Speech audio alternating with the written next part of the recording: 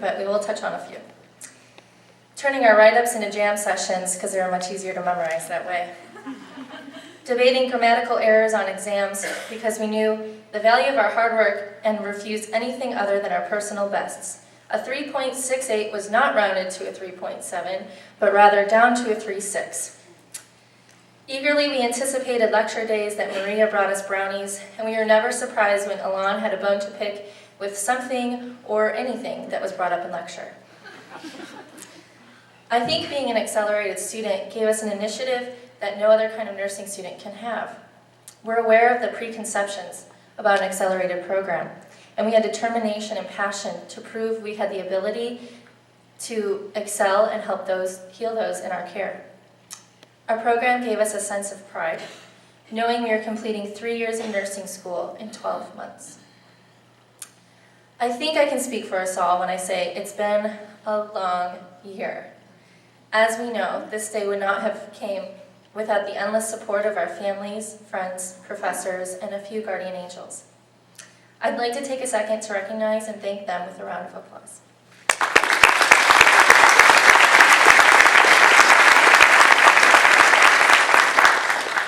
To our instructors, thank you for always having an open door and a listening ear. We know some days you're more of a therapist than an educator, but our mental and emotional stability survived because of it. To our families for understanding when we weren't at family dinners or events because we were pulling an all-nighter before Kelly or Barb's exam that was the next day, and pretending to be excited as we called to talk about our first successful IV initiation or placing an NG tube all by ourselves. To our friends and significant others for understanding when nights out included reviewing ATI practice questions on our smartphones. My last date, it's not something that everybody can tolerate. My last date still hasn't called me back because of that. Regardless, your love and support has not gone unnoticed, and we would like to ensure you our mental state should be en route to a full recovery. As we continue on from here with our jobs and our lives, our hands will heal those that are sick and comfort those that cannot be healed. We will lend a hand to those in need and hold the hands of concerned loved ones.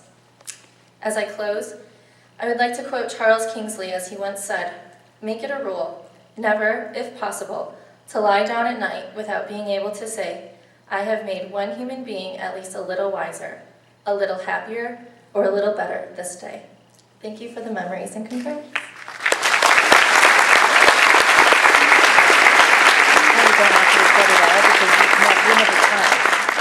Thank you, Janelle. Our second student speaker this evening is from the traditional BSN program, Julie Lawrencell. Julie was actively involved in the Student Nurses Association at Oakland University as fundraising co-chair and the vice president. For the past year, she served as our president, and Julie plans on working in intensive critical care nursing and finishing her career with an advanced practice nursing degree.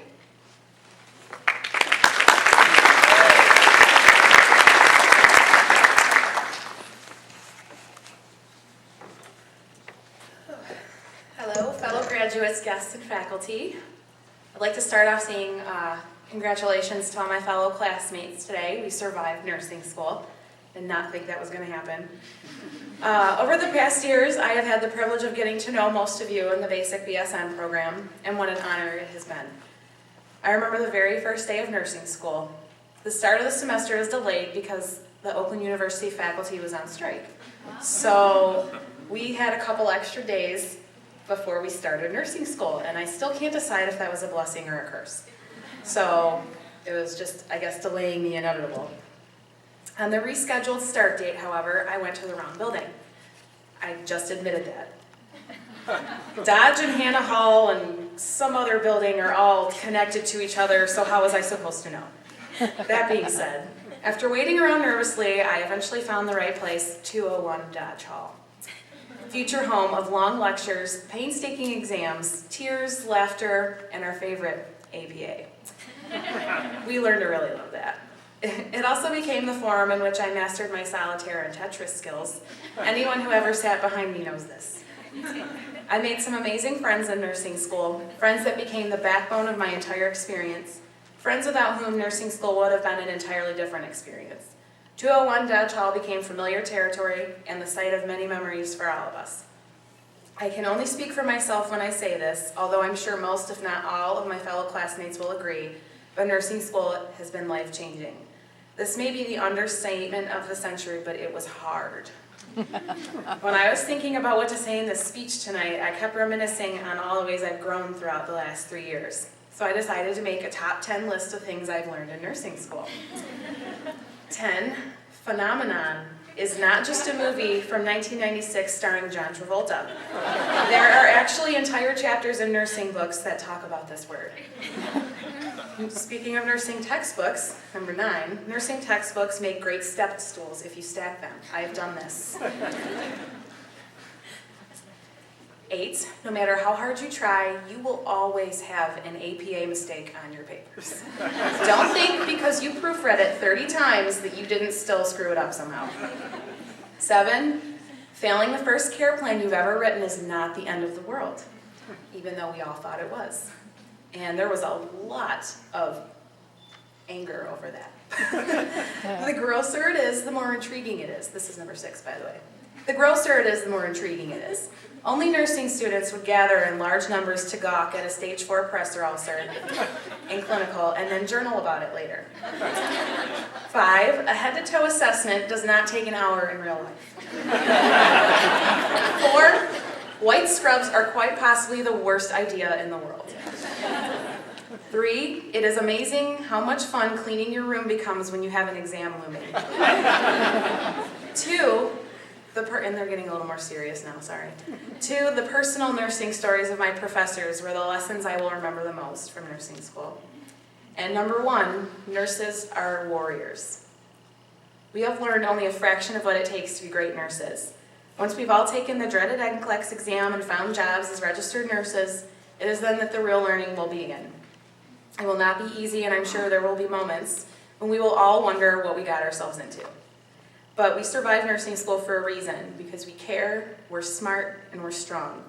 These are the qualities that make great nurses. As president of the Student Nurses Association for the last year, part of my duties was to help plan this event.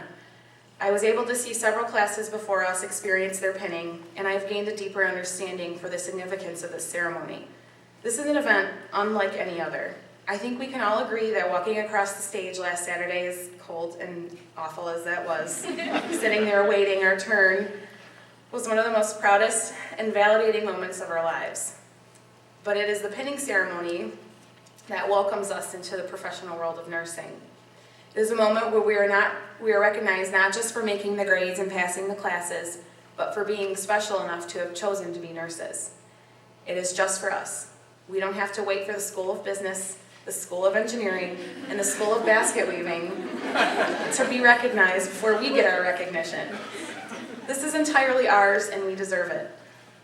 Humility and humbleness are among the greatest qualities a nurse can possess. But for this one night, set those qualities aside and celebrate yourself and your amazing accomplishment. I want to close with a quote from Florence Nightingale, or Flo Knight, as we have lovingly come to nickname our nursing pioneer.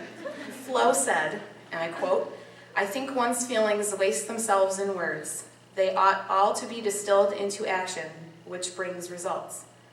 End quote. In a short while, we will all stand and recite the Nightingale Pledge together. These are not just words on a page, classmates.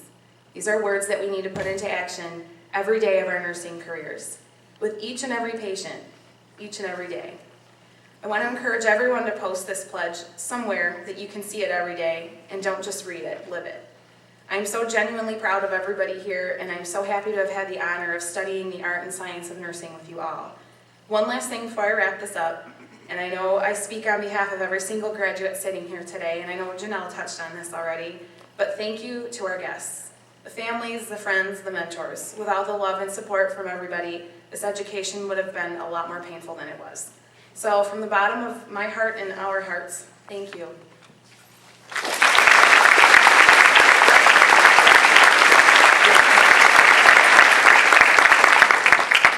Thank you, Julie. This evening's guest speaker is Mary Duno. Mary is a 2011 graduate with a double bachelor's degree in art history and studio art painting. She received university honors as well as department honors from Oakland University, the Department of Art and Art History, and the Honors College. Mary is the proud mother of Kimberly, a registered nurse in the United States Army, who is also a graduate from Oakland University's School of Nursing. And she is here to talk about her daughter this evening.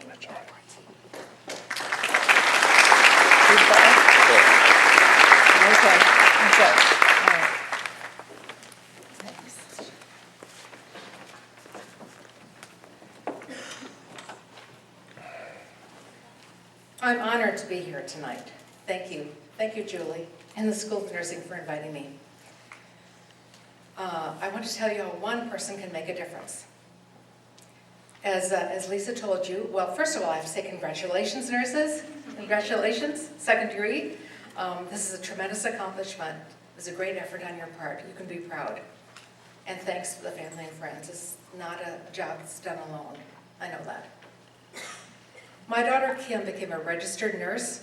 She was pinned here at Oakland University in 2008. She joined the United States Army just before graduation, and actually she'd be here tonight to talk to you if she could, but her general said no, he wouldn't fly her here from her captain's course in Texas. So you get me. Her father is here recording this in case I make a mistake. He can tell her about it.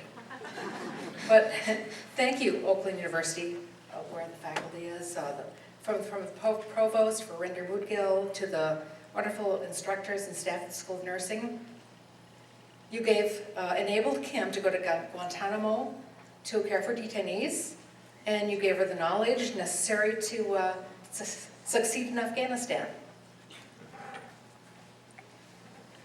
But first, let me tell you a little bit about myself, because my personal history impacted Kim so traumatically in her life. And when she was 16 years old, I was in a serious automobile accident, and I suffered a severe traumatic brain injury that resulted in a coma, hemiparesis, hypraxia, and other trauma-related injuries.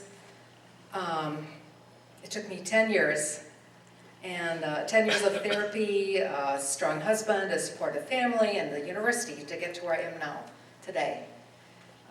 During my 7 weeks in St. Joseph Mercy Hospital, I really developed a strong high regard for nurses because of all that they did for me, both mentally and physically.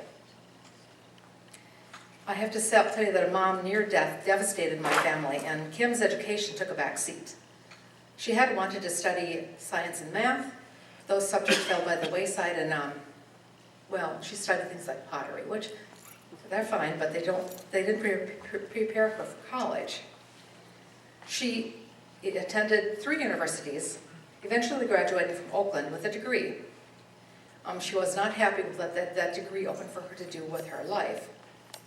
So her father encouraged her to return to university to pursue a nursing degree. And she did, eventually interviewing for a position at the School of Nursing's 1-year accelerated second degree program, which of course you know is hard. During her interview, the interviewer talked about her first degree, and she said, oh, well, her first degree was in the totally useless field of anthropology. Well, the interviewer paused and said, well, that's the field that my master's degree is in. So while I was a little tense waiting for the results of that interview, yeah. But she was accepted. She began her year at St. John's, Connor Creek, downtown Detroit.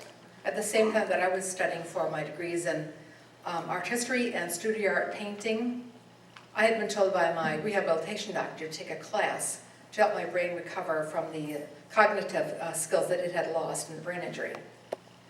As Lisa said, I graduated last spring with honors, and a piece of my work is a mural in the Honors College in Vandenberg Hall. Sorry. It's open to the public if you want to go see it. After graduation, Kim went through Officers Basic Career Course Boot Camp in San Antonio, Texas. Not all bad, it's the home of the Riverwalk and Pina Coladas, but she was very, very, very scared about boot camp, although she found out that medical personnel are held to a different standard from infantry. So it was not difficult to pass. She did pass, and she came out of basic. There's a picture for there. All hoo-ah'd out. That was our Christmas card that year. Kim's with her gun in front of a vehicle of some sort, Army vehicle. Anyway, that's Kim. That's your typical Oakland University nurse. After basic training, she went to work at William Beaumont Medical Center in El Paso, Texas. That's the same Beaumont as here. If you didn't know that, William Beaumont was a medical officer in the War of 1812, and he became famous for the extensive studies that he did of the digestive tract. Knew that, huh? So anyway, she was at William Beaumont in El Paso, Texas. Not like here, really hot. Army nurses do rotations for their first 6 months on the job. And she came to enjoy fields that she had not liked in nursing school because she had to do rotations there. Following these rotations, she had 18 months on the med-surg floor in El Paso. But while there, she volunteered for a 6-month deployment to Guantanamo Bay, Cuba. It was the Guantanamo Bay Detention Center. She was part of the Joint Task Force of Army and Navy medical personnel that care for the detainees.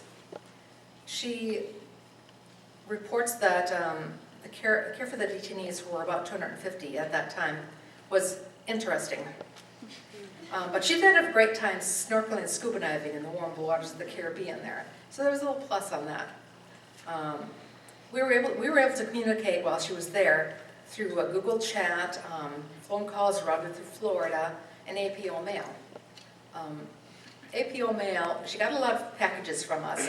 Her sister, Heather, works for Victoria's Secret, and she had packed up a huge box of Victoria's Secret goodies, including a lot of really cute panties.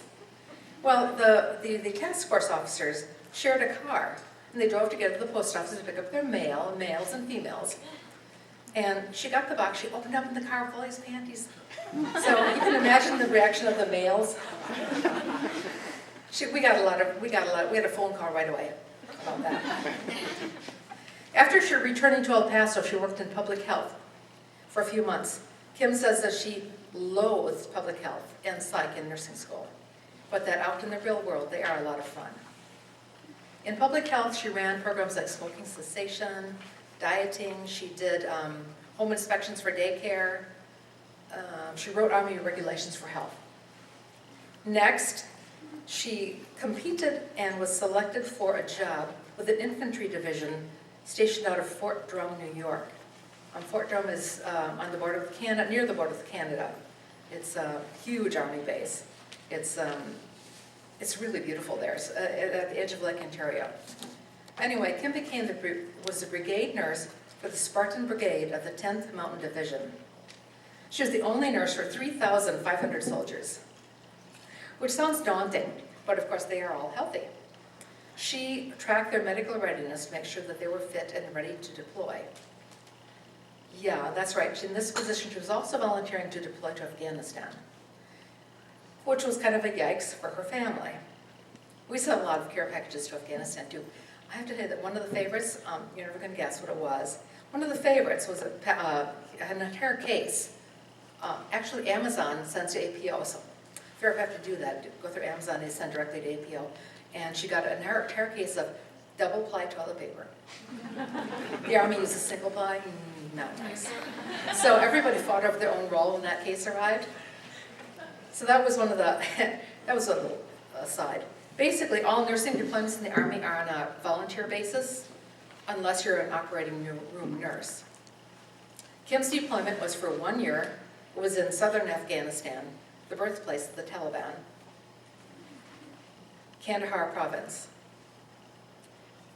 In Afghanistan, there are the main bases. Hers was Kandahar Airfield, and they have a large hospital operated by the Navy. Next are the FOBs, forward operating bases, where she was at. There were nurses and doctors at the FOBs. And then even smaller out from that are the combat outposts, COPS, with a medic and a very limited medical care facility. As a brigade nurse, she was also named officer in charge of civil affairs duties, such as eradicating poppies, a good nursing thing to do, and agricultural development. She said really that the infantry doesn't know what nurses do. Because of the ease of transport to the main hospital in Kandahar, Kim had very little contact with injured soldiers unless they were not expected to live. They were triaged, injured soldiers were triaged at their combat outpost, then sent on to her level 2 hospital, level 2 medical facility, the FOB, the Forward Operating Base, and then medevaced to Kandahar. She saw a lot of amputations, a lot, but she mostly treated Afghan nationals and Afghan army. The facilities that she had, although they were really primitive by our standards, were far superior to the Afghan standards in the Kandahar area where the Taliban is so prevalent. Kim was also part of the women's engagement team, whose task from President Obama was to reach out to local women who are forbidden for the most part to leave their villages. She encountered terrible nutritional deficiencies in these women, resulting in such diseases as goiter from lack of iodine, and a very, very low survival rate at birth of mothers and infants. There was a basic lack of knowledge of cleanliness and how diseases are transmitted. Kim says that the people aren't stupid or uncaring but they have lost an entire generation of elders because of the wars with Russia, with the Mujahideen, with the ISAF, the International Security Assistance Force, dominated by the United States. Kim basically found a public health nightmare. While at the base in New York, she had availed herself of extensive classes through Cornell University in agriculture, veterinary, and sustenance. And she recruited a professor to come with her for 6 months to teach well drilling actually the brigade before her. Their job was to clear the earth of the Taliban. So they took tremendous casualties, and then her brigade came in, and their job was to outreach to the villages. So she brought up a person with her that could teach well drilling. Essentially, outside of the major cities of Kabul and Kandahar, living is very desolate. There are no surfaces. There's no access to clean water. Houses are made of mud brick, and everything is dusty and dirty. Disgustingly, people would urinate around the drinking water sources and the wells, whose heads are usually cracked and broken. Kim's most impressive achievement in Afghanistan was that she started Operation Spartan Stork. And thank you to the nurses for contributing to this effort. 1 out of 8 women die in childbirth, and 142 infants out of 1,000 die in childbirth. That's compared to 6 in the US, and this is in Kabul. It's impossible to get statistics out of the rural areas. Kim and her medical colleagues went to the surrounding villages and taught basic birthing techniques. The women in the villages are not allowed to be seen by men, so access to medical care is virtually non-existent for them. There's a midwife school in Kabul, but the midwives do not want to go out to the rural areas because it's so very dangerous for them. Kim did meet 2, a mother and a daughter, who had been there for 2 years. And when she asked them why they stayed, because they had been shot at multiple times and could not go out alone, had to have a male with them at all times, they replied, because there is so much need. She recruited these midwives and used interpreters to teach the birthing classes. For example, all of the women questioned at the classes told her that after the birth, one should pull out the placenta. And I guess as your nurses know that this is not done. This can result in serious bleeding and infection, and would. This is a picture of her. Now, when they taught them, this is a picture of her giving a class in the local villages. Kim is in the middle. They were able to get a vaginal sim model to teach the birthing classes. That caused a lot of giggling, but it wasn't very effective. That's this. Hopefully you can see it in the back. Kim also taught nutrition classes to the women. She printed out big pictures of what they should be eating because they cannot read. And she taught that a pregnant woman needs more calorie intake for the fetus to grow. And most of them were surprised to hear that.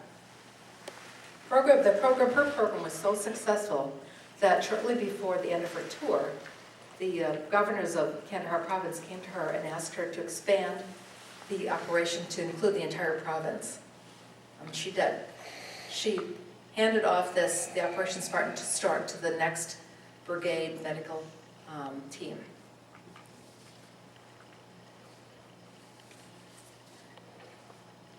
Like I said, now she's in San Antonio, Texas at a captain's course, required for a captain. After she finishes her course in San Antonio, she goes back to Fort Drum to head the Wounded Warrior Unit.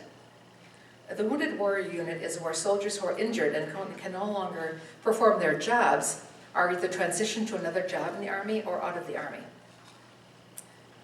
Oh, you know, I just read, and I want to thank you, School of Nursing, for joining the national initiative to prepare nurses to better take care of Army veterans and their families who are dealing with post-traumatic stress disorder, traumatic brain injury, depression, and other combat-related injuries. I'm extremely proud of my daughter. She has made, and she continues to make, a difference to the nursing skills that she learned here at Oakland University. From my perspective, looking at Kim and all she has done, I know that you all can make a difference. You need to think outside the box, go the extra step, look for opportunities, take a chance. You are capable of success, whether it's in Kandahar or Rochester, Michigan. And I want to join Kim in saying to you, congratulations, nurses.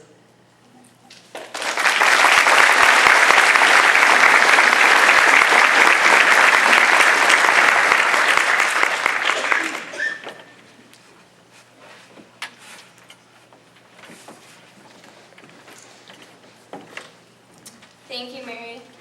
I'd like to begin the awards presentation by welcoming back to the stage Interim Associate Dean, Dr. Gary Moore.